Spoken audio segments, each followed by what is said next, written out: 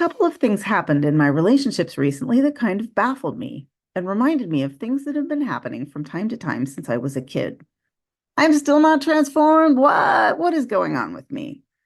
At age 61, I decided it was finally time to investigate something I've long been curious about: autism.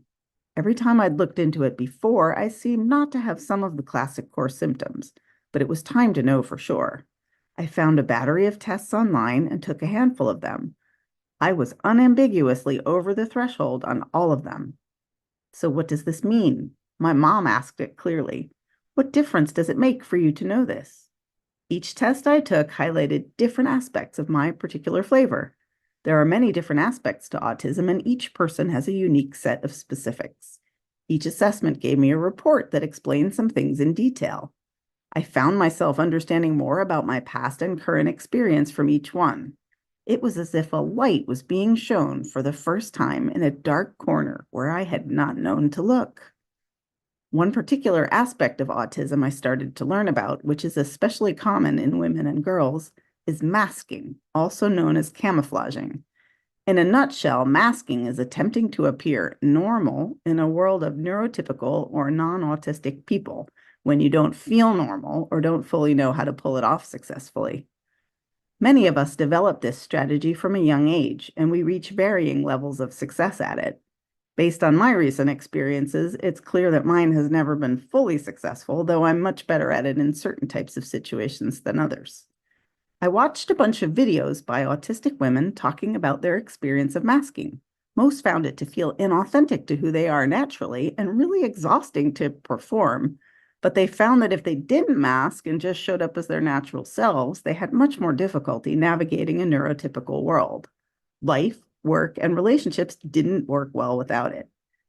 As a Landmark graduate, I inquired into how to relate to this for myself. Is masking inauthentic? Does it require work and energy? Can I drop the mask and just be my authentic self? Where I've landed for myself is in a different paradigm for masking. As an adult suddenly discovering this new thing about me, my experience is as if I've been living my whole life in a country where everyone speaks a different language than the one I grew up with, and I didn't realize it. It reminded me of an experience from my past. Half a lifetime ago, I traveled for a few months in Indonesia, learned enough of the local language to navigate bargaining in the markets and meeting people, and then moved confidently on to Malaysia. The two countries speak basically the same language with some differences. However, unlike, say, the difference between American English, where I'm from, and Australian English, where I live now, where the differences are mostly in how we name things and cultural expressions like slang, the differences between Bahasa Indonesia and Bahasa Malaysia are the little words, the very basics of the language. In both countries, the first thing most people ask you, do you speak the language, is a four-word phrase. But I didn't realize at first that every one of those four words is different between the two countries. So I didn't understand the first thing people asked me, and most conversations ended there. Even more frustrating, I had learned to order my favorite drink, ice water with a twist of some small local citrus fruits, without sugar. In Indonesia, the magic phrase was tanpa gula, without sugar. But when I would order this drink in Malaysia, it would always arrive at my table with sugar.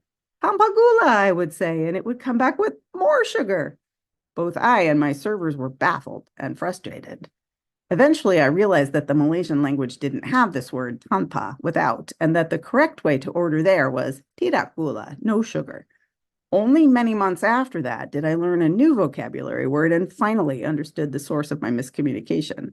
That word was tamba, the closest sounding word in Malaysian to tanpa, which in both languages means add, the very opposite of what I thought I was saying. So my new relationship to masking is this. I've just discovered I've been speaking a different language than most people I encounter. Now that I realize this, what there is to do to navigate life effectively is to learn this new language. When in Rome, etc. I live in a world of neurotypical people. It behooves me to learn their language. Yes, it takes work, energy, and plenty of mistakes along the way. And there's nothing inauthentic about it. It's simply what there is to do. So if we should meet and misunderstand each other, please be patient. Like you, I suspect I am a beautiful work in progress.